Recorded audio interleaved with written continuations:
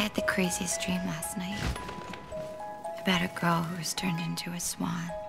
She needs love to break the spell, but her prince falls for the wrong girl, and she kills herself.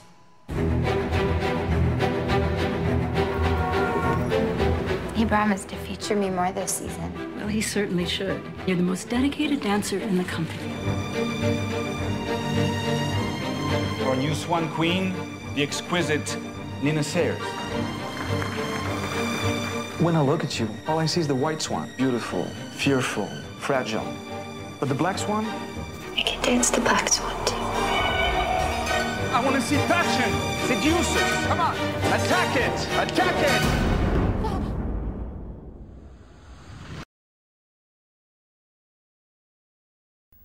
You see, it's really strange because when you have to do those kind of scenes with somebody, I mean, I was in Paris, people were telling me, oh, you're gonna have all those, you know, beautiful, sensual scenes with Natalie Portman, can you imagine, blah, blah, blah. And, you know, when you're on set, honestly, that's not what you think about. because first of all, there's always, you know, there's something that is not easy to do because you don't know the people and you don't, you know, you don't get physically involved with people that easily.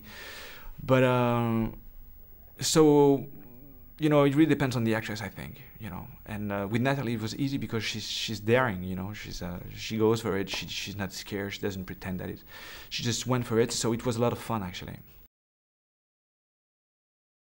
My God, I don't know, you know, because it's not like, I don't think there are tricks, you know, that you can. If the tricks works, then maybe the person in front of you isn't really worth it, you know. Because tricks don't work. It's about, you know, something special, and you can't really create that. So I don't really have any tricks. I drive a scooter because that's the only way to go in Paris nowadays. You know, with the bus lanes. I'm sure you have the same thing here in England. So, but the problem is that it's cold in the winter, and you want to put something on that doesn't look like shit, but still can protect you from everything. So I just bought that new thing. It's called scooter coat, and it's very trendy, and it really protects you from everything, the rain and everything.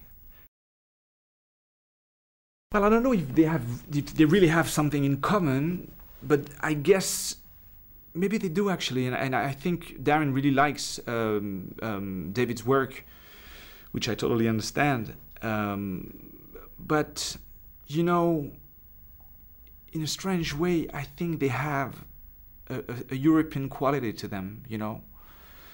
One is a New Yorker from Brooklyn. David is from Toronto, I think, from Canada. So they're different from the idea we can have, you know, from a European point of view of like the typical American, you know, director. So maybe that's what they have in common, you know. It's not what it used to be, honestly. It's like, I mean, at a certain point, you know, I guess in the 90s, you know, the video clips were one of the most important expression of the pop culture, I would say. But nowadays, you know, because there's no more money, it's very hard, and plus they don't really play them in like mainstream TVs anymore. So the net, the internet.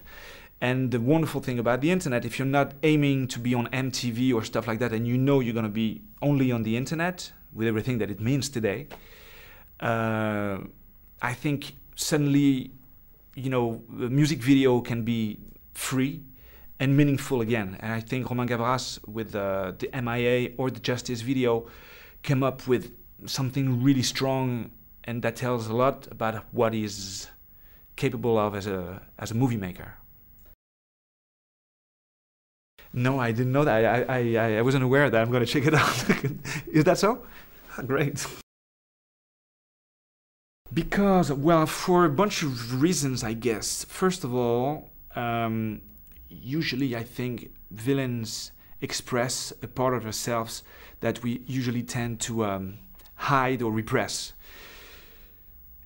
You know, I think we all have, you know, a part of us that is animalistic, and that we've been taught to contain and to repress, as I was saying. But so suddenly the villains can go and do those things that we will never do. That's one thing. Plus, I think danger has something to do with sex. And, you know, altogether, I think the villain is like a forbidden fruit in a way, you know, it's something you can't really can mess up with. But I think it can be a fantasy for a lot of people to get involved sexually with a villain. Well, first of all, I don't think the character of Thomas Leroy in the movie The Black Swan is a villain, really. He's a professional. He's totally obsessed with his art form. I guess he's a very lonely man. Look, I mean, he's around 40-something, you know, and he dances. There's nobody in his apartment, his huge apartment where he seems to live by himself. He has no kids, you know, so I guess that's somebody who gave his life to his career, you know, and most of the time those people only have what they do, really, and in that case they become, you know, very demanding. They can be assholes, but let's say we understand why. It looks like the character of Mila would be more like, as I was saying, a normal person, like somebody you can interfere with, you know, interact.